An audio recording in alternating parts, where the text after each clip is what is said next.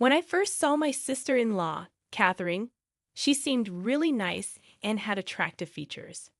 But as I wanted to be friends with her, that feeling changed when I noticed an older lady. I wondered if she was my brother's wife's mom.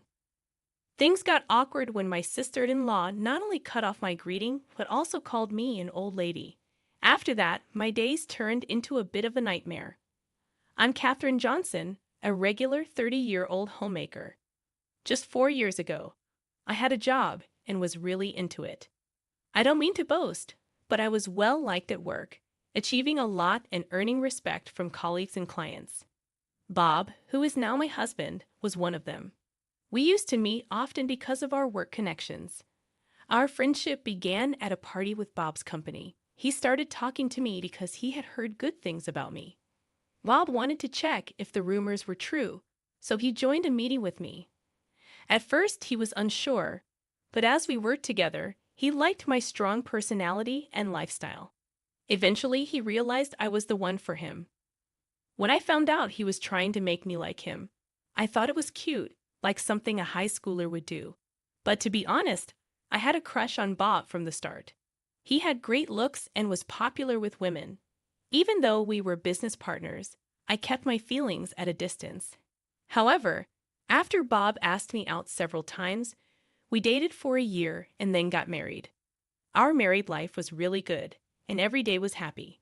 In the mornings, while I made breakfast, Bob would wake up with a nice expression, say good morning, and give me a warm hug. It became our routine. Even though he's older, his childlike behavior always made me feel motherly. Plus, Bob and I never argued. He never gets angry. Once, when I accidentally broke a plate he liked, he cared more about me than the plate. I always think about how kind he is.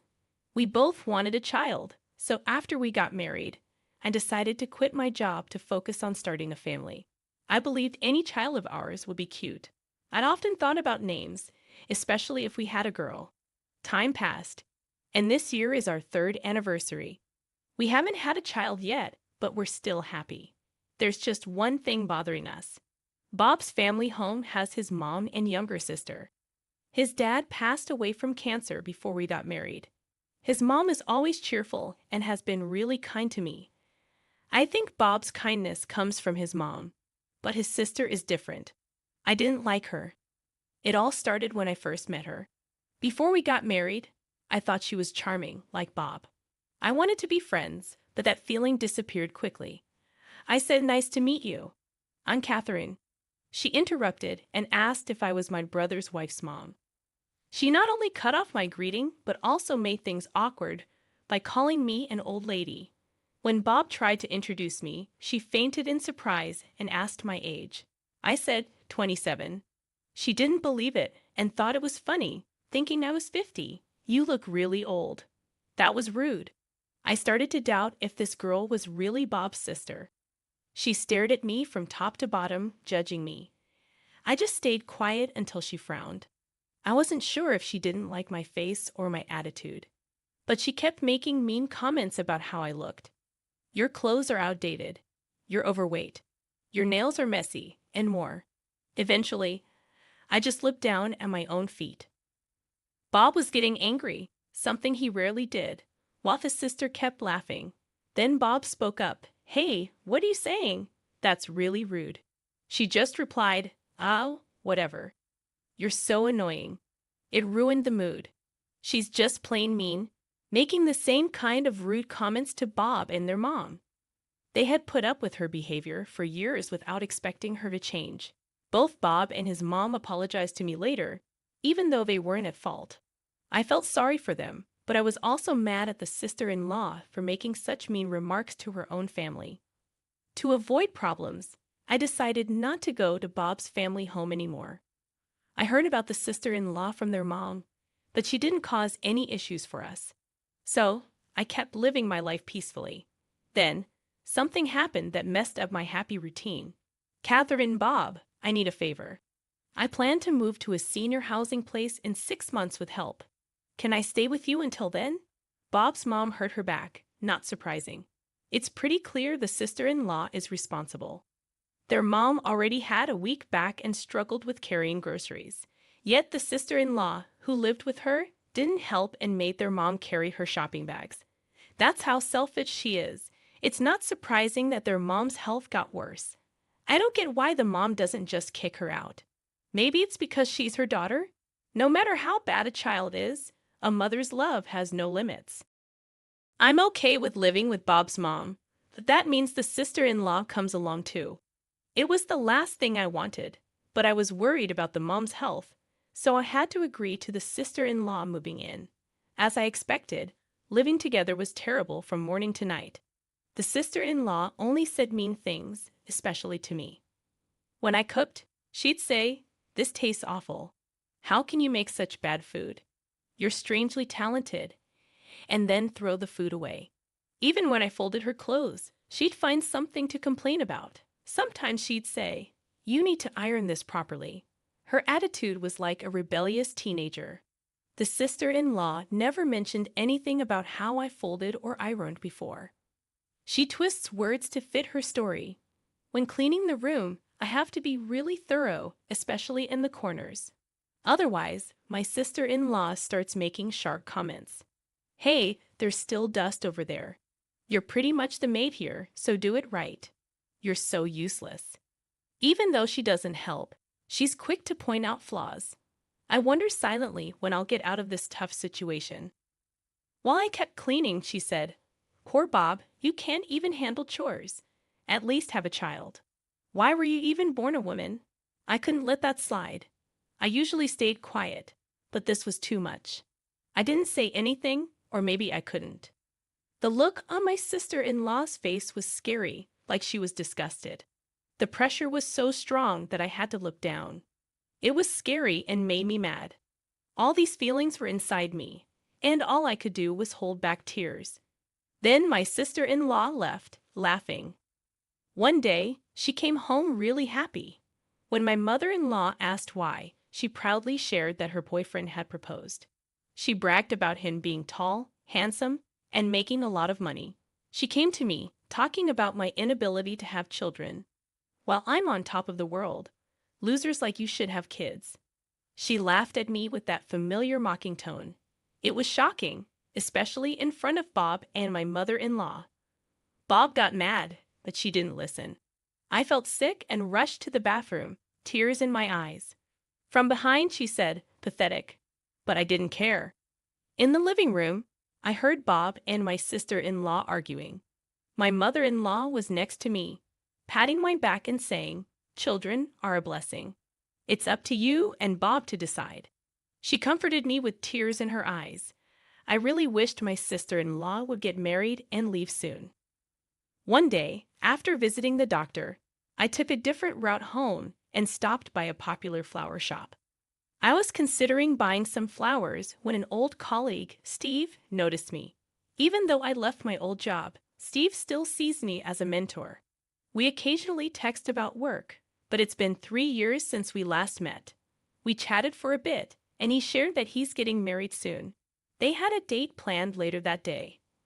I was curious about why he was at the flower shop, but it became clear when he talked happily about his girlfriend.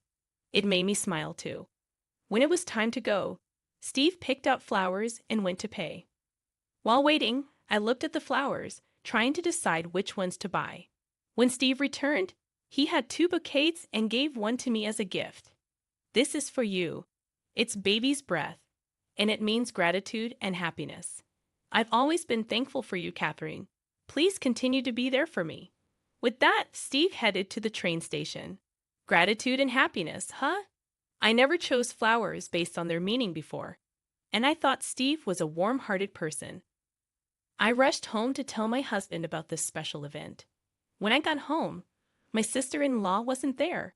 She had gone out. I put the baby's breath in a vase and made dinner with my mother-in-law. It felt nice to have some time with just the 3 of us after a long time. With my sister-in-law away, my mother-in-law enjoyed her favorite TV show that starts at 7 p.m. that night. I told my husband about the day, and we both went to bed happy. The next morning, my sister-in-law came home with a bouquet of roses and threw them at me. She said, "Put these in a vase," and then went to her room.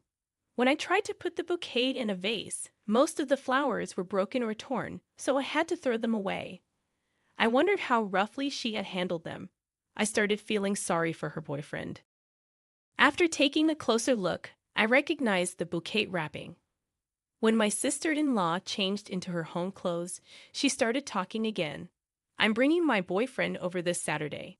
Make sure you dress decently, okay? Honestly, I wouldn't even want him to see you in your usual tacky outfits. Her words annoyed me, but the thought that my time with her would be short brought some relief. On the planned day, Bob and I were out shopping as my sister-in-law had asked. My mother-in-law texted to say that my sister-in-law's fiancé had arrived while we were away. She probably didn't want me to meet him. When we returned, the living room was busy. When I went to greet them, my sister-in-law gave me a nasty look. I'd accidentally made eye contact with the fiancé. After a brief look, my sister-in-law, seeming to dislike it, said, "Don't just stand there. The tea's gotten cold. Go get a fresh one." Her fiancé tried to help, but she stopped him. My mother-in-law liked the pretty roses and baby's breath in the vase. My sister-in-law made a mean comment, saying, "Why are your flowers and the ones I got from my boyfriend in the same vase? It's terrible. Separate them or throw them out. Your flowers are dull and not cute at all." She took the baby's breath from the vase and dropped it on the floor. While I served the fresh tea and put the baby's breath in another vase, my sister-in-law kept making mean comments. Seemingly bothered by my silence, she purposefully spilled the tea I had just poured, making a mess on the floor. The floor, which my mother-in-law and I had cleaned that morning, was now stained brown. I could see my sister-in-law looking nervous and agitated from where I stood. Bob brought a cloth to help me clean the floor. "Bob, you don't have to do this for her. Come on, let's sit and chat." The atmosphere was tense. Did my sister-in-law not realize that her words were causing problems? Her fiancé, who was watching everything, tried to defend me with his words. But of course, my sister-in-law wasn't happy about it. "Why are you defending her?" "You should only be looking at me," she said. "Things were getting worse. Isn't she your sister?" Her fiancé asked for clarification. In response, my sister-in-law said her usual mean phrase. "Nah, she's just the maid here, so it's okay." My mother-in-law tried to stop my sister-in-law, but as expected, it didn't work. She kept going with her usual mean comments. After she finished, her fiancé looked at her and said something surprising. "Let's break up." What? Steve was really upset. No wonder, considering he was Steve. I had a feeling that my sister-in-law was engaged to Steve. The bouquet of roses she brought home was the same one Steve had bought just the other day. Catherine is a coworker, someone I really respect, and who's kinder than anyone else. "Remember the baby's breath flower you said wasn't cute? I sent it to Catherine. Sorry for my bad taste." "Hold on. I didn't know you both worked together." My sister-in-law, who was happy a moment ago, started to panic. "Just because you didn't know, you think you can make fun of him. I'd always heard about you being mean, but Catherine isn't like that." Steve looked stern. My mother-in-law looked down, and my husband stood next to me, glaring at my sister-in-law. Everyone in the room was disappointed in her. Seeing this, my sister-in-law looked at me, hoping for support. "Is this a joke? Please tell me it is." She pulled my collar so hard it stretched my shirt. I firmly shook off her hand. "I've put up with your mean comments for so long. After everything you've done, don't come to me for help now." For the first time, I showed my true feelings towards my sister-in-law. "You've got to be kidding me. You can't do anything right. You can't even have kids. You're finished as a woman." As my sister-in-law tried to slap me, Bob stepped in and grabbed her hand. Bob, who had been silent until now, took a cup of tea and poured it over my sister-in-law's head in anger. Then he shouted at her in a low, booming voice. Bob started telling the truth about our struggles to have a baby. It wasn't me who couldn't have children, it was Bob himself. Bob had a problem that made it hard to have a baby. But with the right treatment, it got better, and now I was pregnant. Angry at my sister-in-law's mean comment, Bob told her to say sorry right away. Seeing her brother really mad for the first time, my sister-in-law was so surprised that she fell on her butt. "What's happening, Mom? You're on my side, right?" My sister-in-law held onto my mother-in-law's hand, trying to cling to her leg in a funny way, but she got pushed away. "I'm done with you. I've let a lot slide because you're my daughter, but I've had enough. Leave this house now. You're the worst daughter, you ungrateful brat." My sister-in-law thought her mom was her last friend, that even she left her. Clearly, she was shocked by this too. She ran to her room crying. Steve said he would talk to us later and left. My mother-in-law hugged me and said, "You went through a lot. You did well," while patting my head. My mother-in-law, hearing for the first time that I was pregnant, cried with a smile, saying, "Why didn't you tell me sooner? Congratulations." Bob said sorry for not protecting me properly. It was a crazy few minutes, but I felt better after finally telling my sister-in-law how I felt. I'll never forget what happened today. Later, my mother-in-law moved to a senior living place, and we sold a family home. Bob and I decided to move closer to her because we wanted her to see our child grow up. I haven't heard anything about my sister-in-law since then. After that, Bob made his sister leave the house, taking all her things with her. Nobody has been in touch with her, so we don't know where she is or what she's doing. Steve sent me a text saying he sent a letter and some flowers. A bouquet of baby's breath just arrived. I put it in a vase and started reading the letter. "Catherine, I'm sorry for my late response. How are you? Congratulations on your pregnancy. It was such unexpected happy news that it even made me happy." The letter talked about his relationship with my sister-in-law. After the incident, it seems Steve and my sister-in-law met once. It came out later that my sister-in-law was seeing someone else too. Steve found out when the other man contacted him. They cut ties and aren't in touch anymore. If they had gotten married, he would have regretted it. The letter was full of gratitude. I should be thanking Steve, but he's really a sincere guy. I truly hope he finds happiness. The end of my sister-in-law, who bullied me a lot, was unexpected. Through all this, I learned that how you treat others comes back to you, whether it's good or bad. I hope my child grows up with kindness and understanding.